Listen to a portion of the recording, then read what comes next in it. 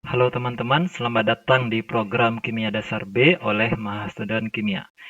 Kita akan mulai belajar dari bab 1, yaitu atom dan molekul, tentang struktur dan massa atom.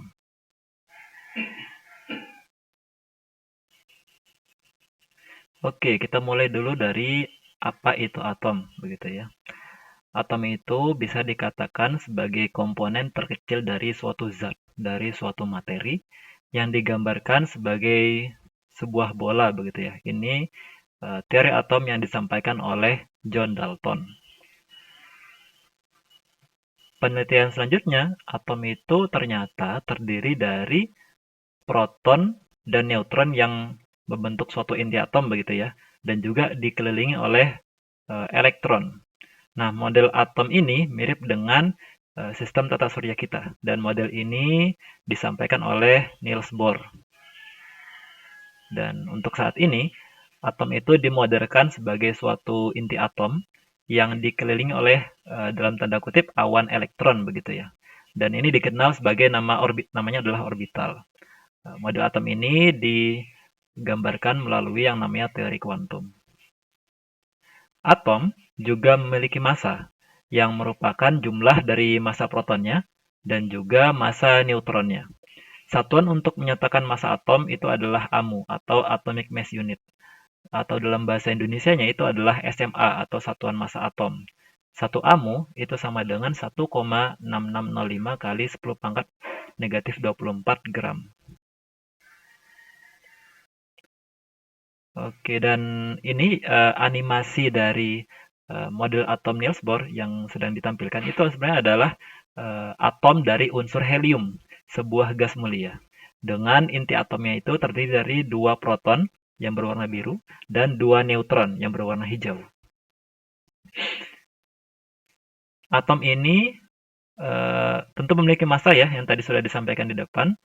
Namun massa dari atom ini merupakan jumlah dari massa protonnya ditambah dengan massa neutronnya. Karena untuk massa elektron itu praktis mendekati nol AMU kan ya. Jadi hanya dijumlahkan berdasarkan total massa proton dan total massa neutronnya. Nah, massa atom ini, entitas massa atom ini disebut sebagai nomor massa dari suatu atom. Kemudian atom itu kita bisa notasikan dengan sebuah lambang atom begitu ya. Jadi di sini tuh secara umum lambang atom itu adalah X begitu. Secara umum lambang atom itu yang X-nya itu adalah lambang unsur namanya, dan Z itu adalah namanya nomor atom, dan nomor atom ini adalah jumlah dari proton yang ada dalam atom tersebut. Kemudian A itu adalah nomor massa. Nomor massa itu adalah penjumlahan dari apa tadi? Massa dari proton dan juga massa dari neutron begitu ya, yang sudah dijelaskan. Contohnya adalah lambang atom dari unsur helium. Di sini simbolnya atau lambangnya adalah 4 di atas, 2 di bawah, kemudian lambang unsurnya adalah He begitu.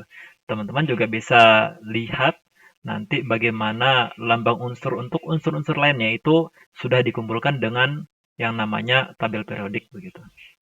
Nah, atom unsur helium dapat dinotasikan dengan lambang atom yang sudah disampaikan di sini ya. Kemudian angka 2 itu adalah nomor atom, dan nomor atom ini sebenarnya adalah jumlah dari proton yang ada di dalam atom helium, karena di sini adalah simbolnya helium. Kemudian angka 4 itu sebenarnya adalah jumlah dari proton dan neutron. Kan kalau massa, kan nomor massa kan sebenarnya massa dari proton dan neutron ya. Tapi karena massa dari proton dan neutron juga ya mendekati satu begitu ya. Jadi secara praktisnya lagi kita bisa sampaikan bahwa nomor massa adalah jumlah dari proton ditambah dengan jumlah neutron begitu. Nah, ini adalah simbol untuk unsur helium. Kemudian unsur helium di alam itu ada juga loh yang memiliki nomor massanya adalah 3. Dan ketika suatu unsur yang sama memiliki nomor massa yang berbeda, itu disebut sebagai isotop. Jadi ada isotop helium 4 yang ada di kiri layar dan isotop helium-3 yang ada di kanan layar. Kemudian, oke, tadi saya sempat berbicara tentang tabel periodik begitu ya. Nah, kalau di tabel periodik ini adalah yang ditampilkan di bawah ini, lambang dari unsur helium. Ini adalah versi tabel periodik miliknya IUPAC begitu. Nomor massa pada tabel periodik ini merupakan massa atom rata-rata. Ini teman-teman lihat ya, di sini angkanya tidak bulat seperti yang ditampilkan di slide sebelumnya. Ini angkanya adalah ada komanya begitu ya. Ini disebut sebagai massa atom rata-rata atau ada disebut juga sebagai massa atom relatif begitu. Dan massa atom rata-rata ini ditentukan dari massa isotopnya. Jadi massa-massa isotop helium 4 dan helium 3 itu nanti kita akan lihat cara menentukan massa atom rata-rata itu seperti apa. Nah, kalau di alam, helium itu kan tadi disampaikan punya dua isotop begitu ya, dan dua isotop ini adalah isotop yang paling stabil dari unsur helium. Nah, kemudian karena helium 4, helium dengan nomor massanya 4 itu memiliki kelimpahan yang ya praktis 100% begitu ya. Maka massa atom rata-rata helium yang ada di sini itu sama dengan massa dari isotop helium 4. Ya, sama kan ya, 4,0026 di sini juga 4,0026. Nah, bagaimana dengan unsur lainnya begitu? Nah, misalkan saja saya contohkan untuk unsur klor. Nah, unsur klor ini punya dua isotop stabil, yaitu ada klor 35 dengan kelimpahannya adalah 75,77%. Kemudian sisanya isotop yang stabil itu adalah klor 37. Berarti kalau misalkan hanya ada dua isotop stabil, maka kelimpahan isotop 37 berarti kan 100 dikurang 75,77% begitu ya. Oke, selanjutnya massa isotop 35 Cl, Cl35 dan Cl37 itu berturut-turut adalah 34,97 AMU. Ini untuk klor 35, kemudian 36,95 AMU. Ini untuk klor 37. Nah, kemudian kita bisa menentukan massa atom rata-rata dari unsur klor itu dengan cara kita menjumlahkan dari perkalian antara kelimpahan isotop suatu unsur begitu ya, kemudian dikalikan dengan massa isotopnya. Contoh perhitungannya adalah sebagai berikut. Kalau untuk klor misalnya, jadi massa atom klor begitu ya, saya simplifikasi. Sebenarnya adalah massa atom klor rata-rata begitu. Jadi saya tuliskan secara simpelnya adalah massa atom klor. Itu adalah persen kelimpahan klor 35 dikalikan dengan massa isotop 35, klor 35, ditambah dengan persen kelimpahan klor 37 dikalikan dengan massa dari klor 37. Sehingga kita dapatkan massa atom klor adalah 35,45 AMU.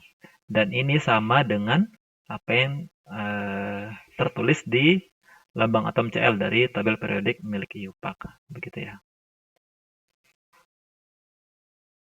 Nah, ini adalah contoh soal. Kita coba latihan ya begitu. Jadi ada unsur gallium, lambangnya adalah Ga, memiliki massa atom sebesar 69,72 AMU. Gallium ini memiliki dua isotop, yaitu gallium 69 yang massanya adalah 68,9257 AMU. Kemudian ada gallium 71 dan massanya adalah 70,9249 AMU. Nah, coba nih tentukan persentase kelimpahan masing-masing isotop gallium tersebut. Nah, yang harus kita pikirkan sebelum mengerjakan soal, terutama soal esai atau isian begitu ya. Jadi kita pikirkan bagaimana strategi untuk mengerjakan soal tersebut. Nah, berdasarkan data yang diketahui, gallium ini kan punya dua isotop ya, Ga69 dan Ga71 begitu. Nah, sehingga fraksi kelimpahan isotop Ga69 tuh kita bisa misalkan sebagai X begitu kan ya. Nah, ini kan karena ada dua isotop aja, berarti untuk isotop yang satunya yaitu adalah gallium 71 itu kita bisa misalkan sebagai 1 minus X kan. Nah, sehingga untuk pengerjaannya adalah kita bisa misalkan nih untuk kelimpahan apa? Untuk untuk kelimpahan dari gallium 69 itu kita bisa tuliskan sebagai X begitu ya di sini. Ini adalah X. Kemudian untuk kelimpahan gallium 71 kita bisa misalkan sebagai 1 minus X begitu kan. Nah, sehingga X ini kita akan cari tahu nilainya berapa, dan X ini ternyata adalah 0,6027 begitu. Atau ini kan dalam bentuk desimalnya ya, atau dalam bentuk persentasenya berarti adalah 60,27%. Nah, sehingga untuk persentase masing-masing kelimpahan masing-masing isotopnya itu adalah untuk gallium 69 tentu 60,27%, untuk gallium 71 itu adalah selisihnya yaitu 39,73%. Oke, mungkin segitu dulu untuk materi bab 1 tentang struktur dan massa atom. Terima kasih telah belajar bersama Mahasiswa Kimia. Sampai jumpa.